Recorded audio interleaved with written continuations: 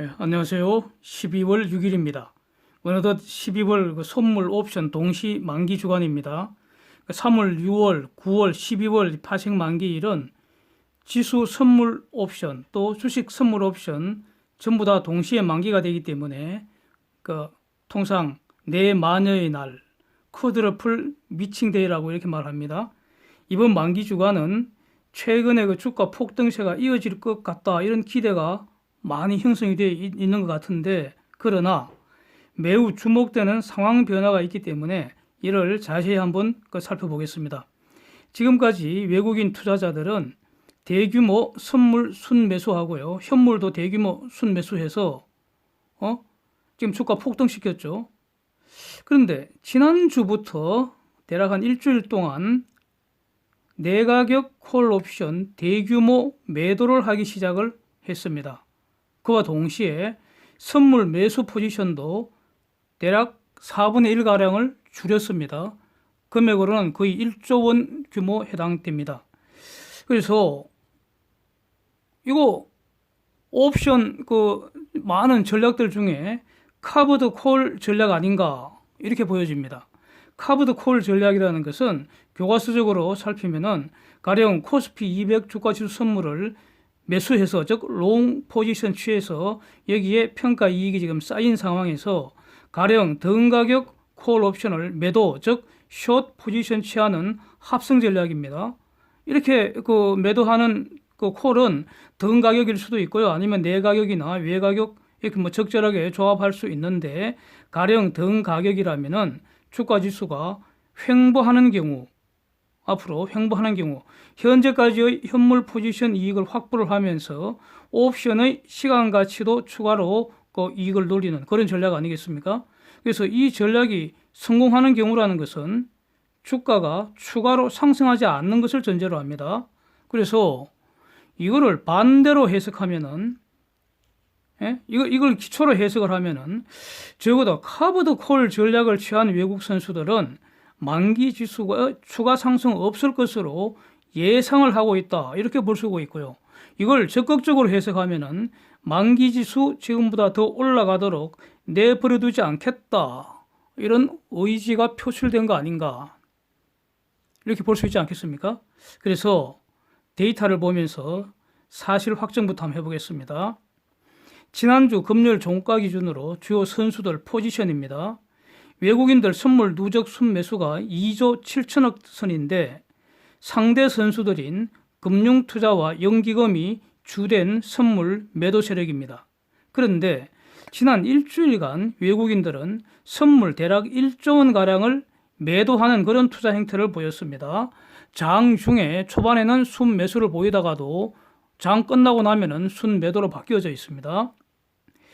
그래서 선물 순매수 규모가 전 매일 이걸 지금 체크를 하기 때문에 일주일 전쯤에 대략 4조 원을 육박을 했었는데 지금 2조 7천억대로 급감했습니다. 이 정도라면 하루 이틀만 처분해버리면 싹 처분할 수 있습니다. 그 전까지 현물, 선물 동시에 대규모 순매수하면서 콜 옵션도 기본적으로 얘네들 12월 옵션에서는 순매수 기조 유지하면서 그래서 주가 폭등시키고, 따라서 현물, 선물, 콜옵션에도 이익이 엄청 쌓였었죠. 그런데 현물 매수세는 일단 유지를 하면서도 선물은 고점에서 매도를 했고요. 그래서 이익 실현하고 있는 그런 모양새입니다. 이 주목되는 상황이죠. 상승장에서 선물 순매수 포지션으로 평가 이익이 산더미처럼 쌓여 있는 이런 경우에 이를 실현하는 방법은 크게 두 가지입니다. 두 가지. 가장 스마트한 방법은 상승세 지속시키고 또는 최소한 유지를 하면서 그대로 만기에 청산시켜버리는 겁니다. 그렇게 되면은 선물 매도한 상대방은 산더미 같은 손실이 그대로 확정되는 겁니다. 이게 가장 스마트한 방법입니다. 지금까지 원래 3월 만기 이후, 3월 저점 그 이후에 기본적으로 외국인들이 이런 전략을 수행한 것으로 저는 평가를 합니다. 그런데 두 번째, 좀 안 좋은 방법이지만 만기 전에 반대 거래해서 청산시켜버리는 겁니다. 이익 실현해버리는 겁니다. 시장 상황이 만약에 달라진다면은 이런 것도 가능합니다. 근데 지난 일주일간 주요 선수별로 투자 내용을 가만히 보면은 외국인들은 대규모 현물 매수는 지금 분명히 유지를 하고 있는데도 선물에서 1조 원대 지금 팔아서 이익 실현하는 이 점이 지금 이건 팩트입니다. 이렇게 하고 있고요, 지금. 여기서 이제 추가로 주목해야 할 거는 아직 미결제 금액, 미결제 그 잔고가 크게 감소하지 않았기 때문에 그러면 이거 도대체 신규 매도도 동시에 진행한 거 아닌가? 이렇게 일단은 그 주목이 되고요. 매수한 콜에서 대박난 이익을 모조리 실현해버리고 추가로 콜을 대규모 매도를 했습니다. 이것도 팩트죠. 이 두 가지 팩트. 그래서 콜 같은 경우에는 그 거래량하고 수량과 그 거래 대금, 매도 대금을 가지고 추정을 하면 등 가격대인 367.5 근방을 판 게 아니고요. 내 가격, 즉 행사 가격이 365, 362.5 이런 콜 옵션을 집중적으로 매도한 것으로 지금 추정이 됩니다. 특히 금요일 오전까지 선물 순매수 유지하던 이 외국인들이 선물 지수 지금 370 찍지는 못했잖아요. 369.55가 지금 고점인데 이 부분에서부터 매도를 한 것으로 보입니다. 결국 장 마치고 뚜껑 열고 보니까 2,335억 순매도로 마감했습니다. 콜 옵션도 금요일 오후부터 본격적으로 매도량을 늘리기 시작을 했습니다. 이건 매우 주목해야 되지 않을까. 그 다음에 저는 하이닉스 주로 이제 투자를 하기 때문에 하이닉스에 대한 외국인들과 매수 추이를 실시간으로 늘 이제 체크를 하는데 금요일 같으면은 오전까지 모건 스탠리가 계속 급락에 그냥 사 들어가다가 11시 26분인가 그거 지나면서부터 딱 스톱돼 버렸습니다. 더 이상 안 사더라고요. 그래서 선물 매도하고 콜 매도가 최소한 지난 일주일간 지속됐습니다. 이걸 다 고려하면은 현재로서는 외국인의 파생 포지션은 카버드 콜 전략을 이미 구축한 것으로 평가해야 하지 않을까. 저는 이렇게 정리를 했습니다. 그것도 등 가격 콜 매도가 아니라 내 가격 콜 매도이기 때문에 이거 매우 적극적인 또 공세적인 커브드 콜이라고 이렇게 평가를 하겠습니다. 그렇다면 여기서 두 가지 의문점이 딱 듭니다. 1번, 이 외국인의 파생 전략이 이번 주, 즉 월, 화, 수, 목 이 만기까지 4거래일이 남았는데 이 기간 지속될 것인가 여부입니다. 이거 유심히 이제 관찰해 봐야 합니다. 예? 이 외국인이 주력 세력인지 외국인의 이 커브드 콜 전략에 다른 외국인들도 가시할지 아니면은 이 외국인들과 전투를 벌일지 그 이제 앞으로 관찰 대상입니다. 유심히 관찰해야 할 것 같습니다. 근데 저는 이거 지속 가능성이 일단 매우 높다고 이렇게 평가를 했습니다. 두 번째, 그렇다면은 외국인의 저 카브드 콜 전략이 성공을 할까요? 이겁니다. 이거는 반대로 질문하면 추가로 더 질문하면 바로 이런 질문과 같은 겁니다. 외국인이 저 전략을 성공시킬 수단이 있는가 이겁니다. 예, 수단 많은 것 같습니다. 이제 한번 보겠습니다. 여기서 핵심은 선물 매수 잔고 2조 7천억 이거를 현재 이 선물 고점 부근에서 효과적으로 팔아칠 수 있겠는가 이겁니다. 예, 그것만 팔아칠 수 있다면은 와 땡큐죠. 그다음에 콜 고가에 대규모 계속 팔아치우면 됩니다. 예? 아주 4일이나 남았잖아요. 자, 이거 저는 충분히 가능하다고 봅니다. 왜냐하면 말이죠. 12월 선물이 시작된 그 무렵 10월 둘째 금요일이죠. 그 무렵에 이 지수가 선물 지수가 300에서 310선이었습니다. 그때부터 기본적으로 외국인들은 매수를 해온 겁니다. 물론 그러니까 10월 지나서 11월 그 사이에 이 외국인들이 순매수, 순매도를 한 두세 번 오락가락 했습니다. 그렇다 하더라도 기본적으로 본격적으로 그러니까 이 저점에서부터 310선 그 내외에서부터 집중적으로 그러니까 선물, 현물 동시 대규모 순매수하면서 주가 폭등을 견인을 해왔습니다. 특히 11월 만기 이후 선물 지수 그때 한 330대였는데 그 이후부터 최근 거의 370근방까지 단기간에 급등시켰습니다. 그래서 만약에 현재 지수대에서 10포인트 가량만 하락하면서 저거 다 팔아치울 수 있다면 외국인들은 선물 매수 포지션에서 슈퍼 대박 실현되는 겁니다. 그런데 이럴 때 그 외국인들이 이거를 이익 실현한다고 할 때 상대방은 과연 어떻게 반응할 것인가 이겁니다. 연기금은 말이죠. 현물 보유량이 엄청나게 많잖아요. 가령 하이닉스 같으면 연기금 그 지분율이 대략 11%에 육박을 해서 산수 간단하게 하면 대략 한 8천만 주 가량 보유를 하고 있는 것으로 이제 보이는데 하이닉스 주가 10,000원만 올라가도 보유한 하이닉스에서 평가 이익이 8천억이 증가하는 이런 구조 아닙니까? 그래서 연기금 입장에서는 주가 상승하면은 평가 이익 어마어마하게 쌓여 있는데 이거 해지를 해줘야 합니다. 이거 해지하기 위해서는 선물 매도 포지션 취하는 것이 가장 저렴한 방법입니다. 예? 가장 저렴합니다. 그래서 이런 점은 금융투자나 다른 기관들도 기본적으로는 마찬가지입니다. 그래서 외국인들 선물 매수 포지션을 취하면은 기관들은 반대 포지션 취하는 것이 일견 매우 자연스럽습니다. 그런데 현물에서 평가 이익이 이제 산처럼 쌓이고 또 선물에서는 평가 손실이 산처럼 쌓이고 뭐 구조가 기본적으로 이렇습니다. 기관들은. 그래서 선물의 평가 손실을 현물 팔아서 이제 메꾸는 구조가 될 수밖에 없는데 여기서 팔 현물 없이 네이키드 선물 매도만 하는 선수들은 뭐 장렬하게 전사하는 수밖에 없습니다. 예. 그래서 아래에서 다시 한번 보겠는데 곧버스도 마찬가지입니다. 네이키드 곧버스 이렇게 투자하고 하는 건 매우 위험합니다. 네이키드가 레버리지도 마찬가지라고 봅니다. 저는. 예. 시장 상황에 따라 달라지는 것이니까요. 그래서 주가 지수가 추가로 상승한다면 연기금이나 금융투자 이런 기관들 입장에서는 이거 그냥 내버려 두면은 선물 매도 포지션에서는 이 목요일 지나면 확정돼 버린다고 손실이 확정된다고요. 그러니까 어떻게 하겠습니까? 결사항전이죠. 뭡니까? 예? 이익이 급증한 현물 매도 폭탄 던져버리지 않겠습니까? 지수를 박살을 내야지 선물 평가 손실을 줄일 수 있잖아요.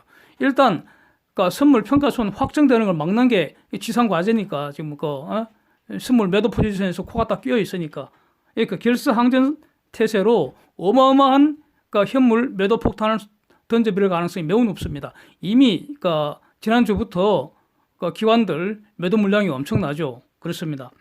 그래서 그런데 외국 선수들 입장에서는 지금 지수대 이상에서 만기 결제시키기 위해서는 그러면 추가로 현물 매수 어마어마한 돈을 지금 투입을 해야 됩니다. 실탄. 기관들이 던지는 거 다 받아내야 될 거 아닙니까? 이거 만만치 않습니다. 외국인이라고 해서 저 외국인이라고 불리는 저 세력들도 한두 사람이 아니잖아요. 예? 세상에 온갖 그 잡동사니들이 다 모여갖고 서로 지금 돈 벌려고 혈안이 되어 설치는 그런 상황인데 이익이 쌓여 있는 거 저거 팔아야 내 돈 되는 거 아닙니까? 그래서 통일적인 그런 행동은 언제나 불가능하죠. 그래서 이런 입장인데 반대로 이 카브드 콜 전략을 외국인들이 시연을 한다는 것은 너무나 쉽습니다. 카브드 콜 전략을 저는 이렇게 이해를 합니다. 도랑치고 가재 잡고 님도 보고 뽕도 따고 꽁도 먹고 알도 먹는 그런 전략입니다. 근데 이게 지금 상황에서 외국인들이 이런 전략을 취하기는 너무 쉽다는 겁니다. 기관들이 지수 하락을 원하고 있잖아요. 그래서 최소한 횡보내죠. 하락과 포지션을 취해버린다면 무운이 될 수 있습니다. 기관이. 즉 지수가 조금만 내려가도 기관들은 매도해서 손실이 쌓인 선물 저 포지션 환매수 세력이 당연히 될 수밖에 없습니다. 즉 외국 선수들 선물 이익 실현하기 너무나 쉬운 구조입니다. 기관들은 선물 가령 뭐 340에 팔았던 거 350에 다시 사야 하는 이런 구조입니다. 그만큼 손해 나는 거죠. 이렇게 되면은 외국인들 입장에서는 선물 매수 포지션과 콜 옵션 매도 포지션에서 슈퍼 대박 터지는 거 아닙니까? 이게 바로 님도 보고 뽕도 따는 거 아닙니까? 지난주 선물 대규모 순매수한 개인들만 박살날 가능성이 매우 높은 지금 상황인 것 같습니다.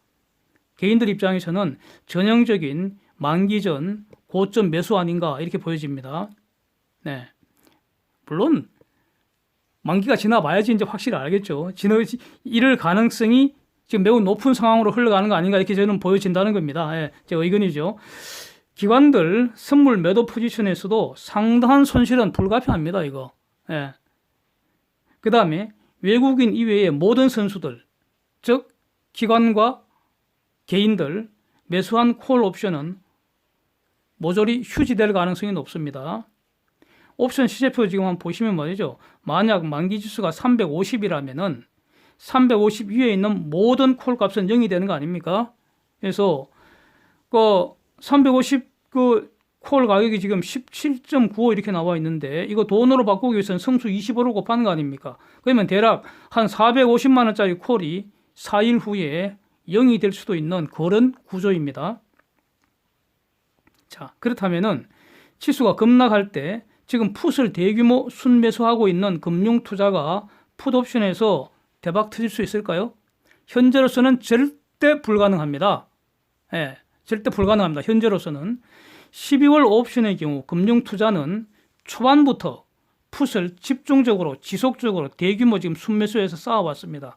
그런데 그동안 지수가 폭등했기 때문에 현재 금융투자가 보유하고 있는 현재의 그 풋옵션은 사실상 전부 사망했습니다. 그래서 사망해서 땅속에 묻힌 지 오래입니다. 예, 그래서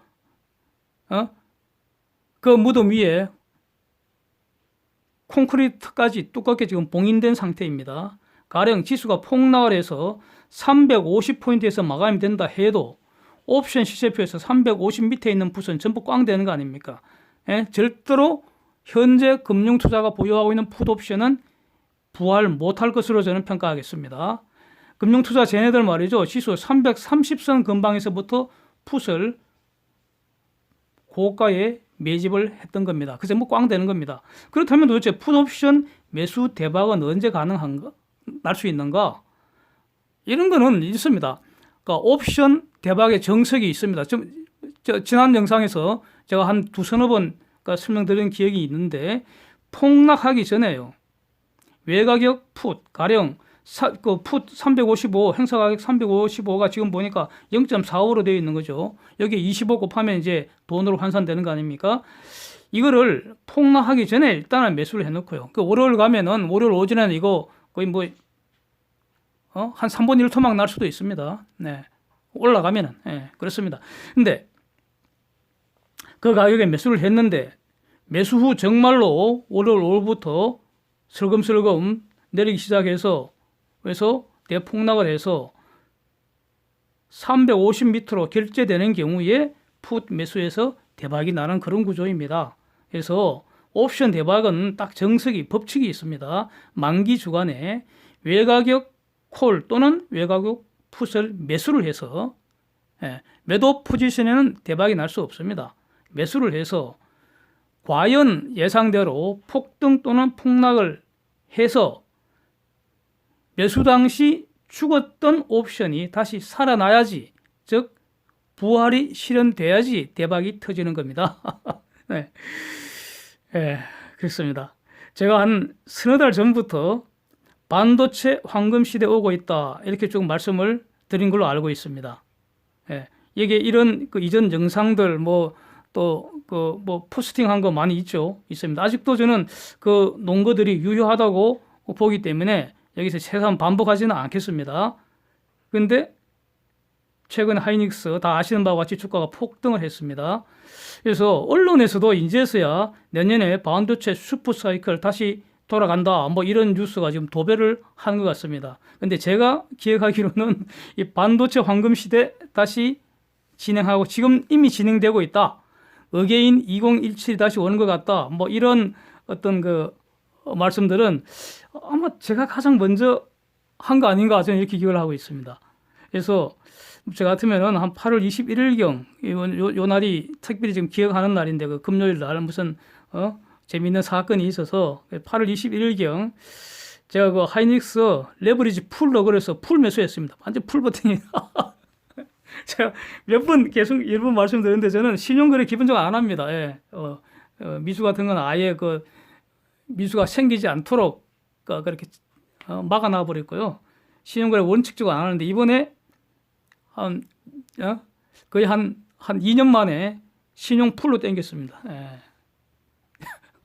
이 분명히 오를 수밖에 없다는 확신이 너무나 강해서 풀로 땡겨버렸습니다. 그래갖고 지난주 금요일 한번 계산해 봤더니 8월 21일 이후로 대략 수익률이 뭐 200% 훨씬 넘겨갔습니다. 그래서 기본적으로 저는 반도체 주가 내년 이후 계속 좋다고 보고요. 예. 삼성전자보다 하이닉스가 투자하기에는 저는 더 좋다고 여러 번 제가 이런 의견을 말씀드려오고 있죠. 그런데 지난주 목요일부터 목요일 고점 부분에서 일부 살짝 이익 실현했고요. 금요일 날 고점 부분에서 상당 부분 저는 일단 털어냈습니다. 하이닉스 털어냈습니다. 일단 이익 실현한 이유는 바로 이런 겁니다. 위에서 봤던 그런 내용들입니다. 금요일 날 외국인들 하이닉스 매매 패턴 이거 실시간으로 쭉 보고 있는데요. 지금 다시 찾아서 제가 정확하게 정리를 했습니다. 오전 11시 26분 37초에 모건 스탠리가 마지막으로 매수를 딱 한 다음에 그 다음부터 외국인들 추가 매수 스톱되더라고요. 그리고 지금 앞에서 여러 번 말씀드렸듯이 외국인들 선물 매도 점점 늘어나고 콜옵션 매도 점점 늘어나고 또 주가도 비실비실했죠. 예. 그래서 원래는 목, 금, 월, 화, 수, 목 6번에 걸쳐서 조금씩 고점에서 분할 매도해서 일단 실현시킬 작정이었는데 금요일 날 그 고점 근방에서 비교적 많이 좀 던져버렸습니다. 그리고 고버스를 2,905원에 좀 많이 샀습니다. 고버스. 예. 이 상승장에서는 고버스는 보험 상품입니다. 본질이 해지 상품입니다. 그래서 저 같으면은 하이닉스 추가 매도하기 전에는 대략 리스크 중립, 롱 포지션도 아니고 숏 포지션도 아니고 그런 구조였는데 오후에 좀 더 매도하고 또 금요일 종가에 좀 더 처분했습니다. 하이닉스 종가에. 지금은 투입 금액이 고버스가 더 많습니다. 그래서 지금 포지션만 보면은 숏 포지션 상태라고 평가되네요. 예. 고버스 평균 매입 단가가 지금 보니까 3,046원이네요. 여기서 당연히 고버스에서 당연히 평가선이죠 뭐. 근데 이 평가선이라는 게 바로 보험료 아닙니까? 보험료. 그래서 보험료 치고는 너무 저렴하잖아요. 예. 좀 아주 기분 좋습니다. 이런 상품이 있다는 자체가. 그래서 여기서 상대 가격 개념, 경제원론에서 공부한 거 PY분의 PX, XJ 가격 PX고요. YJ 가격 PY 이렇게 할 때 PY분의 PX가 뭡니까? YJ로 표현한 XJ의 상대 가격 아니겠습니까?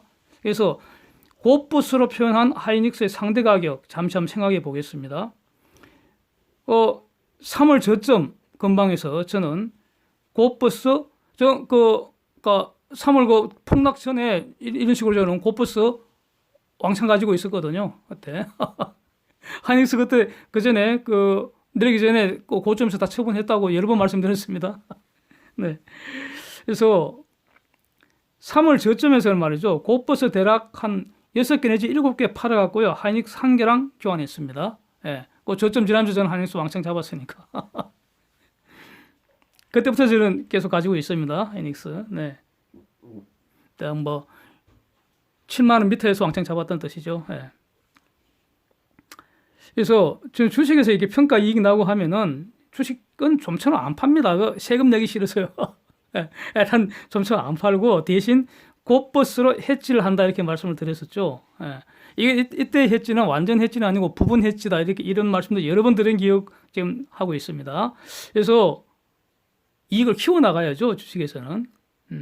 그런데 그래서 하이닉스는 저는 장기적으로 30만, 50만, 100만 원 저는 가능하다고 이렇게 저는 정리를 하고 있습니다. 이게 좋다고 봅니다. 근데 지수는 항상 오르락 내리락 하고요. 예? 그동안 하이닉스 얼마나 오르락내락 했습니까? 예?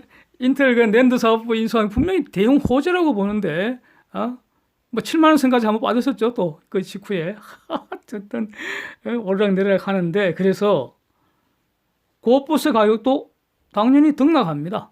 그러면은 기본적으로 고버스에서도 이익이 나는 구간이 항상 생깁니다. 그래서 저 같으면은 그 이익이 그때는 고버스에서는 큰 이익은 없죠. 그냥 그 용돈 생기는 거죠. 푼돈 이익 생깁니다. 그러면은 잘 판단해야죠. 그때 이게 밑으로 더 갈 건지 아니면 기본적으로 위로 가는 추세가 변화가 없는 것인지 그때는 잘 판단해야 됩니다. 근데 저는 기본적으로 하이닉스 이렇게 좋게 보기 때문에 가차 없이 고버스 이렇게 직거래 이익이라도 처분해 버립니다. 예? 그쯤에 되게 하이닉스가 내려가 있기 때문에 그래서 고버스 팔아서 대신 하이닉스 매집하는 이런 그 투자 패턴 반복을 해온 거죠. 아주 운이 좋았던 것 같기도 하고 그렇습니다. 그래서 최근 기억에는요, 고버스 한 31개 내지 32개 팔아갖고 하이닉스 1개 추가 매집하고 뭐 이런 꼴이었죠. 예, 최근까지 그랬습니다. 그래서 제가 하이닉스 마지막 추가 매수한 가격이 99,000원입니다. 예, 10만 원 딱 넘기기 전에 기념으로 마지막으로 하나 산 기억이 있고요. 한 개 때는 뭐 97,000원, 98,000원대에서도 계속해서 기본적으로 저는 추가 매집을 했습니다. 99,000원은 기념으로 한 개 사줬고요. 빨리 10만 원 넘어가라. 근데 어제 하이닉스 하나 팔아서 고버스 41개 샀습니다. 즉 하이닉스 상대 가격은 고버스에 대해 대략 한 7배 올랐다 이렇게 평가할 수 있는 거 아닙니까? 그래서 금년에 고버스 고점이 12,000원 넘었었죠. 저점이 금요일 날 2,900원인 것 같습니다. 그래서 이 고버스 상품만을 장기로 투자하는 분들은 저는 그런 분들은 없으리라고 생각합니다. 그렇게 하면 안 되죠. 고버스 핵심은 해지 상품이고 해지 상품이라는 것은 해지할 대상이 있어야 합니다. 그걸 전제로 합니다. 그래서 고버스는 그 지수와 반대로 가는 상품이기 때문에 그것도 2배로 가는 상품이기 때문에 고버스를 산다는 것은 선물 2개를 판다는 것과 같은 그런 개념입니다. 개념. 그러니까 선물 2개 매도와 지금 정확하게 매칭시키기 위해서는 수량이 중요하겠죠. 수량은 지금 말씀 안 드리는 겁니다. 개념적으로 고버스 산다는 것은 선물 2개 판다는 것과 같은 개념입니다. 그래서 당연히 이걸 해지할 현물의 존재, 즉 롱 포지션으로 걸어놓은 위로 올라가는 상품이 있다는 걸 전제를 하고 있습니다. 그 올라가는 상품이 뭡니까? 100% 완전 해지를 위해서는 그 ETF 레버리지가 있어야 되는 것이고요. 그래서 저는 그 지금 하이닉스에 집중 투자를 했기 때문에 부분 해지입니다. 어쨌든 간에 하이닉스에서 엄청난 이익이 쌓인 걸 전제로 저는 그 이익을 해지하기 위해서 고버스를 활용한 뿐이다 이런 뜻입니다. 저는 이렇게 투자를 해왔고요. 고버스 매매하는 과정에서도 뭐 적지 않게 용돈 번 것 같습니다. 올해 같은 경우에도 고버스에서는 손실이 없습니다. 예? 운이 참 좋죠. 하여튼 막 그렇습니다.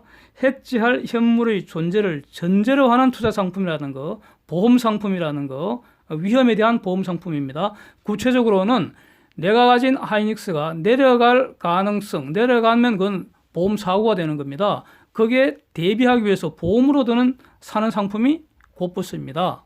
예, 그렇습니다. 그래서 해지를 해야 할 현물에서 이걸 롱 포지션으로 주력으로 갖고 있고 여기서 이익이 발생하고 누적되는 걸 전제로 투자하는 게 고버스라는 거 다시 한번 강조를 드리고 싶습니다. 만약에 대세 하락장이다. 앞으로 지속적으로 만약에 언젠가는 뭐 한 서너 달 지속적으로 지수 폭락하는 경우도 언제든지 일어날 수 있죠. 뭐 언제인지는 모르겠습니다. 그럴 때는 이제는 고버스가 주력 상품이 되는 거죠. 예. 그런데 고버스의 위험이라는 것은 지수가 올라가는 것이 고버스의 위험입니다. 그럴 때 그걸 해지할 수 있는 게 뭡니까? 그때는 바로 고버스의 해지 상품은 레버리지가 되는 것이죠. 또는 하이닉스가 될 수도 있고요. 뭐 다 똑같습니다. 뭐. 예? 그래서 이제 그 상호 해지, 크로스 해지라는 그런 그 개념을 제가 이전 영상에서 설명드린 바가 있습니다. 예, 지금도 있습니다. 그 영상이. 그래서 저는 기본적으로 저는 하이닉스 15만 원, 20만 원, 30만 원 결국 넘길 거로 봅니다. 그래서 기본적으로 지속적으로 저는 들고 가는 것이 맞다. 투자하는 것이 맞다. 이렇게 보고 있습니다. 그런데 지난주 외국인들과 선물 매도하고 콜 매도하는 이런 거래 행태 눈에 띄고, 그 다음에 글로벌 경제지표, 특히 제조업 구매관리자 지수, 이거 요즘은 제가 매일 이렇게 뭐 경제지표 분석하고 시황 이 영상을 올리지 않을 뿐이지, 저는 기본적으로 이거 체크하는 게 제 일이니까. 예. 그래서 제조업 구매관리자 지수, 미국 포함해서 지금 최근 모습은 그 이전에 급 반등하는 모습에서 꺾이고 있습니다. 이건 매우 중요한 지표입니다. 그 다음에 미국 고용지표 개선이 현저히 둔화되는 그런 징조를 지난주에 보였습니다. 지난주 초에 ADP 지수가 그거였죠. 그래서 지금 그 지난주 금요일 같으면은 매월 첫 금요일은 말이죠. 이거 매우 중요한 그 구조인데, 우리 시장의 구조인데, 매월 첫 금요일은 미국의 빅데이터 고용지표 발표하고요. 둘째 목요일은 한국에서 옵션 만기이고요. 미국에서는 셋째 금요일이 옵션 만기입니다. 미국은. 그래서 특히 3월, 6월, 9월, 12월은 선물 옵션 동시 만기니까 3, 6, 9, 12가 첫째 금요일 미국 그 고용지표, 그 다음에 한국의 선물 옵션 동시 만기, 또 그 다음 주 미국의 선물 옵션 동시 만기. 이게 매우 중요한 이런 것이고, 이게 무한 반복되는 구조죠. 시장의 구조입니다. 그래서 저 같으면은 지난 금요일 날 특히 또 좀 처분했던 이유가 4일 밤에 미국 고용지표 나쁠 것으로 지금 예상이 되고 있었습니다. 그 당시 이미 지표가 예상 지표가 나와 있었죠. 그래서 또 미국 시장 움직임도 최근 들어서 전강 후약 현상이 자주 등장을 하고 있습니다. 이것은 단기 조정의 시그널이죠. 요거 다른 조건에 동일할 때 이런 현상만 나타난다면 그렇다는 뜻입니다. 반대로 전약 후강 현상이 자꾸 반복이 되면은 이거는 침체 후 반등의 시그널로 해석을 할 수가 있죠. 그렇습니다. 그래서 이런 거 전부 다 고려를 해서 목요일부터 만기까지 일단은 이 신용 걸어 놓은 것부터, 신용 포지션부터 조금씩 이렇게 고점 분할 매도를 해야겠다, 이렇게 째려보고 있는데, 금요일 외국인들 거래 행태 특히 눈에 띄어서 일단 좀 많이 왕창 처분을 해버리는 그런 상황입니다. 예. 근데 다 아시겠지만 말이죠. 금요일 밤에 미국 그 고용 쇼크가 발생했습니다. 원래 그 고용자 수, 신규 그 고용 증가가 46만 9천 명 증가할 걸로 예상을 했는데 24만 5천 명밖에 증가를 못했죠. 이 정도면은 고용 쇼크입니다. 쇼크. 이 정도가 되면은 통상 미국 시장 최소 1% 이상 폭락하는 게 정상입니다. 근데 추가로 올라 버렸습니다. 무슨 바이러스 부양한 합의가 가까웠다, 이걸 핑계로 지금 대고 있는데, 글쎄요. 하여튼 그러니까 여기에 대한 평가는 여기서는 더 이상 논하지 말고요. 하여튼 간에 지금 금요일 날 미국 시장이 또 추가로도 올랐기 때문에 월요일 날 한국 시장은 강세로 출발할 가능성이 일단 매우 높은 것 같습니다. 그러면 외국인들은 금요일과 같은 패턴을 보일지, 아니면은 시점이 고점이 될지 매우 지금 주목되는 상황입니다. 어쨌든 카보드 콜 전략 강화할 가능성이 저는 높다고 보기 때문에, 미국 시장 상승으로 끝났다고 해서 한국 시장이 상승으로 출발은 할 수는 있겠지만 언제나 상승으로 마감되는 건 아니죠. 그거는 두고 봐야 되는 거 아닙니까? 그래서 만기 주간에 다른 것보다도 외국인들이 어떻게 지금 매매하는지 특히 주목해야 되는 거 아닌가. 선물 계속 매도하는지, 이익 실현하는지, 콜 추가 매도 나서는지, 아니면 풋 매수 어떻게 하고 있는지, 이것도 주목해야 될 것 같고요. 그 다음에 삼성전자나 하이닉스 이런 시총 상위 종목들 외국인들 매매 패턴에 변화가 있는지, 또 기관들 패턴 매우 주목해야 될 것 같습니다. 흥미진진한 한 주가 될 것 같습니다. 이상입니다. 함께해 주셔서 감사드립니다.